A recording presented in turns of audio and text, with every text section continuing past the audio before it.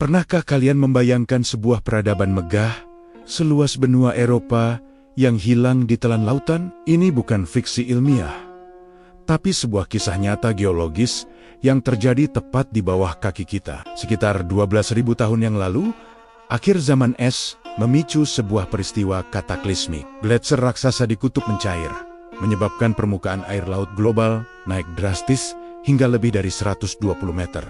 Akibatnya, sebuah daratan masif yang kita kenal sebagai paparan Sunda atau Sundaland perlahan-lahan tenggelam. Daratan ini bukan sekadar tanah kosong, ia adalah jantung peradaban prasejarah, sebuah surga tropis yang subur dan menjadi rumah bagi leluhur kita. Bayangkan, wilayah yang kini menjadi Laut Jawa, Laut Natuna, dan Selat Karimata, dulunya adalah lembah, sungai, dan dataran rendah yang ramai dihuni. Bukti-bukti arkeologis seperti artefak purba yang ditemukan di dasar laut mendukung hipotesis bahwa disinilah pusat kehidupan manusia kala itu. Tapi saat air mulai naik, segalanya berubah.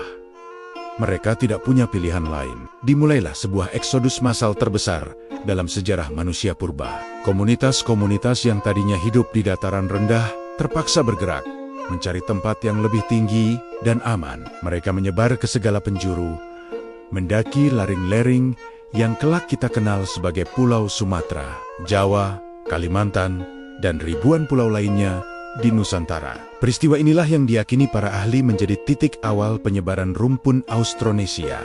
DNA kita, bahasa kita, dan budaya kita adalah jejak hidup dari migrasi kolosal ini. Jadi, leluhur kita sebenarnya tidak hilang. Mereka hanya berpindah, beradaptasi, dan melahirkan peradaban baru di puncak-puncak gunung purba yang kini menjadi rumah kita. Kisah tenggelamnya Sundaland ini punya kemiripan yang luar biasa dengan berbagai legenda kuno dari seluruh dunia. Di timur, kita mengenal legenda Lemuria, sebuah benua hilang di Samudra Hindia dan Pasifik. Dalam tradisi Tamil di India Selatan, ada kisah tentang Kumari Kandam, sebuah daratan luas yang ditelan samudra. Bahkan, Plato pun menulis tentang Atlantis, sebuah peradaban pulau maju yang lenyap dalam satu malam. Apakah semua ini hanya kebetulan? Ataukah ini adalah gema ingatan kolektif umat manusia tentang sebuah bencana global yang sama, yaitu berakhirnya zaman es dan naiknya permukaan laut? Banyak peneliti modern mulai menghubungkan titik-titik ini. Mereka berteori bahwa Sundaland adalah kandidat paling kuat untuk lokasi nyata di balik mitos-mitos tersebut, terutama Atlantis versi timur atau Lemuria. Lokasinya strategis, sumber dayanya melimpah, dan waktu tenggelamnya pun cocok dengan kerangka waktu yang diceritakan dalam banyak legenda. Ini bukan lagi sekadar dongeng pengantar tidur, tapi sebuah hipotesis ilmiah yang didukung oleh data geologi, genetika, dan arkeologi. Sundaland mungkin adalah bab yang hilang dari buku sejarah manusia, dan bukti-bukti terus bermunculan. Di lepas pantai Yonaguni, Jepang, para penyelam menemukan struktur batu raksasa di bawah laut yang menyerupai piramida bertingkat. Struktur ini terlihat seperti buatan manusia, dengan tangga, teras, dan jalan yang tertata rapi. Meskipun masih menjadi perdebatan sengit di kalangan akademisi, banyak yang percaya bahwa ini adalah Sisu Sesa kota kuno yang tenggelam ribuan tahun lalu. Mungkin saat permukaan laut mulai naik. Hika Tenar, monumen Yonaguni, adalah bukti fisik bahwa peradaban pesisir kuno memang pernah ada dan kemudian lenyap ditelan ombak. Bergeser ke sisi lain dunia, di Teluk Kambe, India, para peneliti kelautan secara tidak sengaja menemukan sisa-sisa kota bawah laut yang diperkirakan berusia lebih dari 9.500 tahun.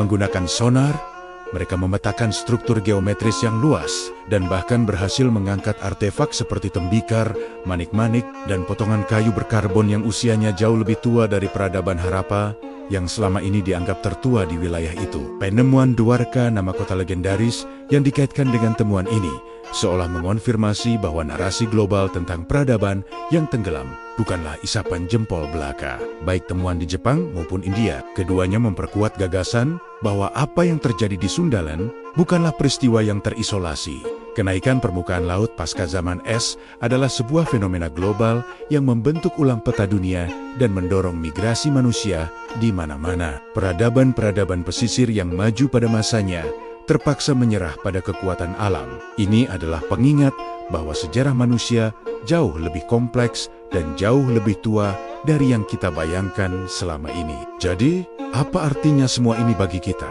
bangsa Indonesia? Artinya, kita adalah pewaris langsung dari salah satu peradaban paling tangguh dalam sejarah.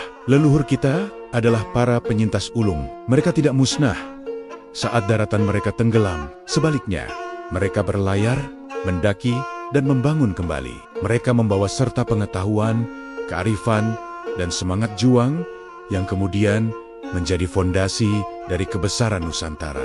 Dari Sabang sampai Merauke, kita adalah keturunan para pelaut dan penjelajah yang lahir dari sebuah bencana purba. Ketika kita melihat candi-candi megah, mempelajari sistem maritim nenek moyang, atau mengagumi keragaman budaya kita, ingatlah bahwa semua itu berakar dari sebuah kisah epik tentang kehilangan dan kelahiran kembali. Daratan Sunda mungkin telah tiada, namun semangatnya hidup dalam DNA kita. Nusantara adalah bukti nyata bahwa dari sebuah akhir selalu ada awal yang baru. Sejarah kita tidak dimulai dari kerajaan-kerajaan abad pertengahan, tapi jauh sebelumnya di sebuah benua yang kini terbaring sunyi di dasar lautan. Kisah Sundalan mengajarkan kita sebuah pelajaran penting. Leluhur kita tidak hilang. Mereka hanya berpindah ke dataran yang lebih tinggi, yang kini kita sebut sebagai Nusantara.